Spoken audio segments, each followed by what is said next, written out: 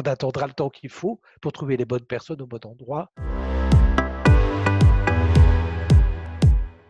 Je travaille aux ressources humaines chez AW Europe. Je m'occupe notamment de recrutement, mais aussi de communication. Les défis, c'est de trouver du personnel hautement qualifié, en particulier dans des domaines tels que la qualité, par exemple, qui est notre leitmotiv. Nous faisons non seulement de l'ingénierie, de la conception, du développement de produits électroniques et mécaniques, mais aussi de la production, de la logistique, des services logistiques.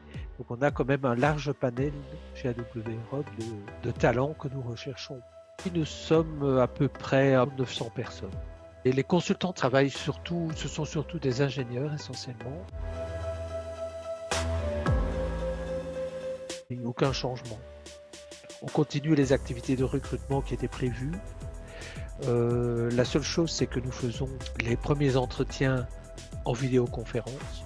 Du point de vue de la disponibilité des candidats, on a davantage, c'est un bon moment. Donc quand on a des candidats à l'étranger, là on est un peu dans l'expectative, puisqu'on ne sait vraiment pas à quel horizon on pourrait les faire venir.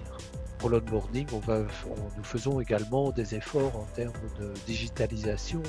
Les candidats sont si peu motivés qu'ils ne peuvent pas attendre 2-3 semaines pour entrer dans une entreprise, ça ne me paraît pas pertinent.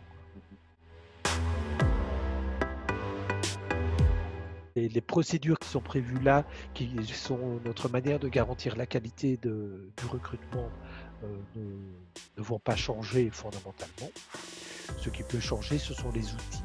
Même si le télétravail était déjà pratiqué chez AW Europe depuis longtemps, c'est pas la même chose d'avoir un système qui fonctionne bien pour une petite quantité de personnes qui travaillent occasionnellement en télétravail, et puis de se retrouver avec une population, 90% de la population qui télétravaille évidemment. Ce confinement obligé nous permet de nous rendre compte aussi d'apprécier justement l'importance des contacts informels dans le travail et de la présence physique aussi dans certains cas.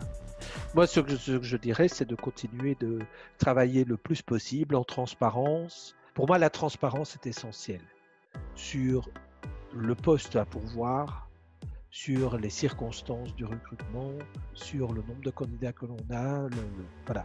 Parce que la transparence crée la confiance, et la confiance est la base de toute relation professionnelle.